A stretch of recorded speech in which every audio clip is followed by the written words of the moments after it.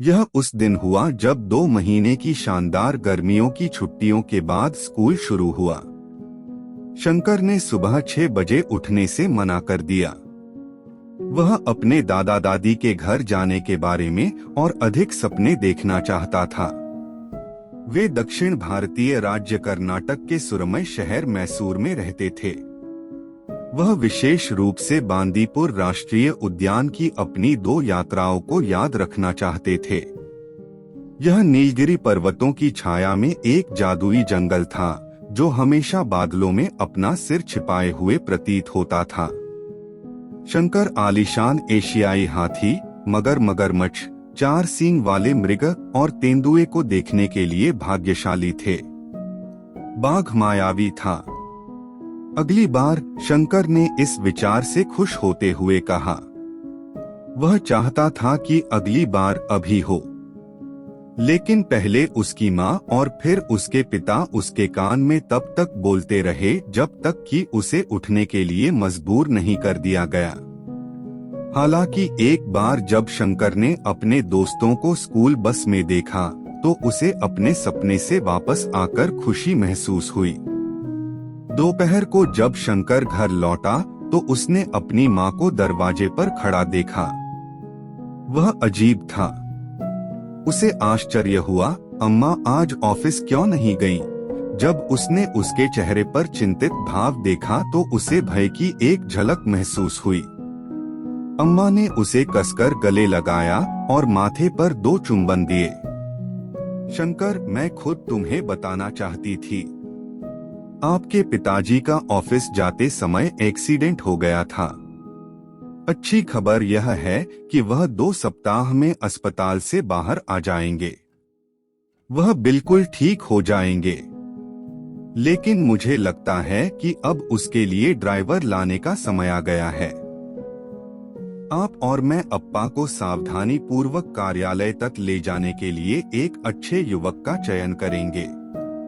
अम्मा के शब्दों ने शंकर को शांत किया।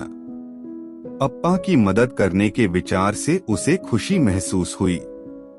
अगले कुछ दिनों में वह अपनी माँ के पास बैठा जब उसने अप्पा के ड्राइवर के पद के लिए कई पुरुषों का साक्षात्कार लिया। उन दोनों ने राज पर फैसला किया। वह 30 साल का था और उसका बोलने का तरीका अच्छा था। राज अप्पा की अच्छी देखभाल करेगा, शंकर ने सोचा। आखिरकार अप्पा अस्पताल से लौट आए।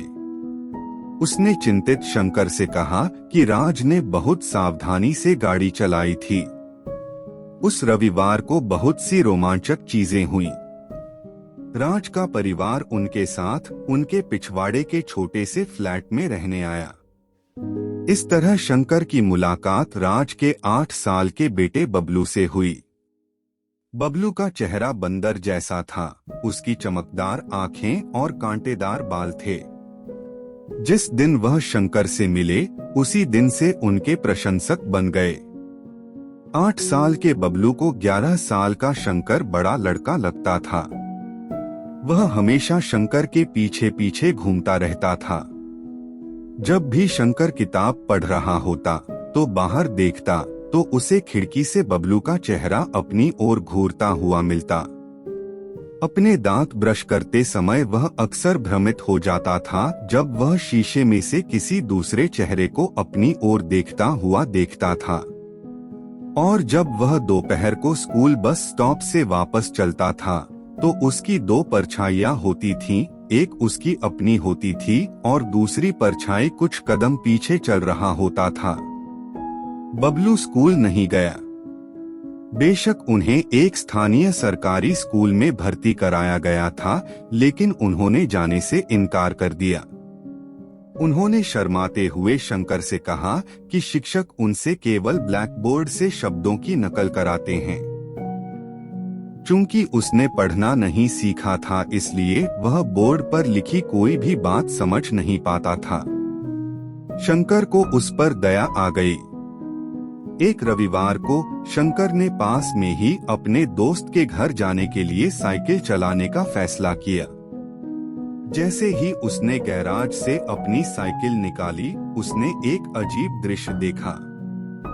बबलू हाथ में किताब लिए एक पेड़ के नीचे बैठा था।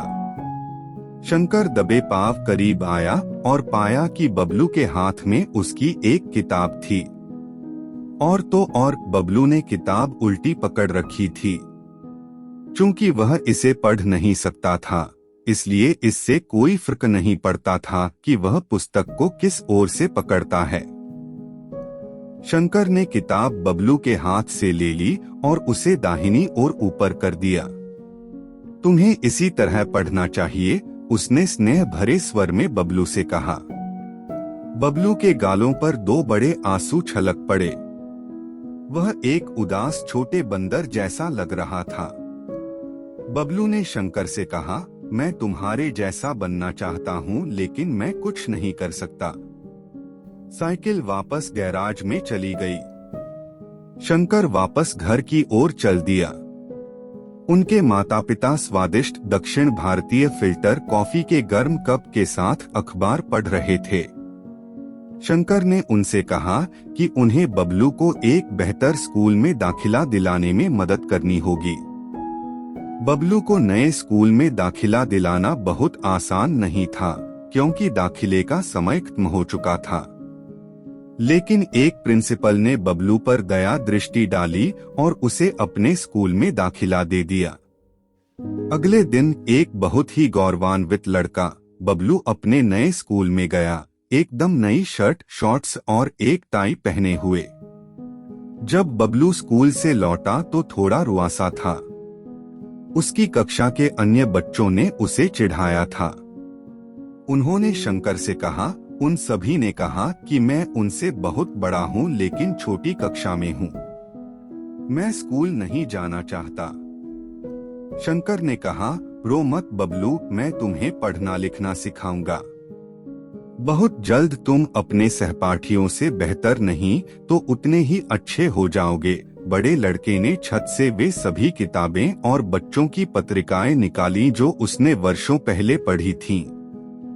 बच्चों की पत्रिकाएं हिंदी और अंग्रेजी में थीं और शंकर की पसंदीदा चंदमाना, चंपक, ट्विंकल और टारगेट थीं। ग्रिम्स ब्रदर्स से लेकर हंस क्रिश्चियन एंडरसन तक परी कथाओं की किताबें थीं।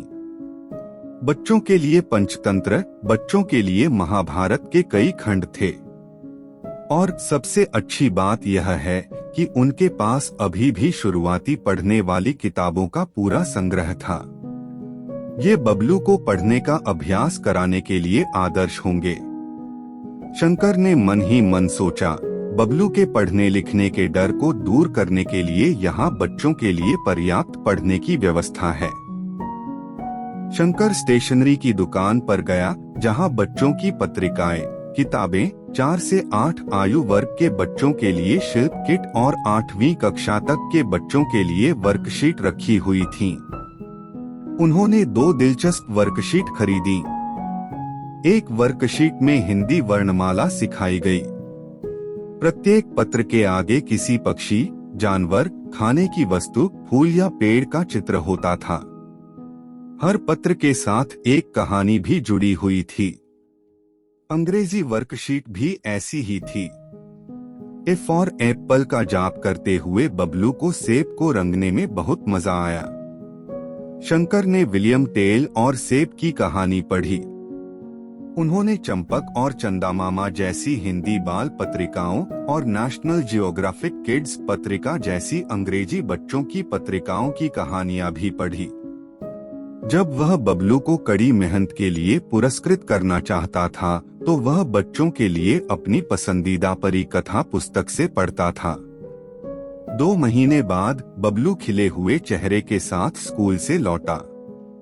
उसने अपना स्कूल बैग कुर्सी पर रखा और बिना दोपहर का खाना खाए शंकर के स्कूल बस स्टॉप की ओर भाग गया। जैसे ही शंकर स्कूल बस से उतरा, बबलू ने उसे जोर से गले लगा लिया। वह चिल्लाया, प्रिंसिपल शंकर भैया ने आज स्कूल असेंबली में मेरी तारीफ की। उसने सभी को बताया कि मैं अब उसके स्कूल में सबसे अच्छे छात्रों में से एक हूँ। मैं अपनी कक्षा का मॉनिटर बन गया हूँ। शंकर ने बबलू को उठाया और वहीं पर युद्ध नृत्य किया। अब बबलू की एक और इच्छा है। वह शंकर की तरह कंप्यूटर पर काम करना चाहता है। वह बच्चों के लिए पढ़ने वाली वेबसाइटों पर जाना चाहता है और वह ऑनलाइन खजाने की खोज के खेल खेलना चाहता है जो उसके शंकर भैया खेलते हैं।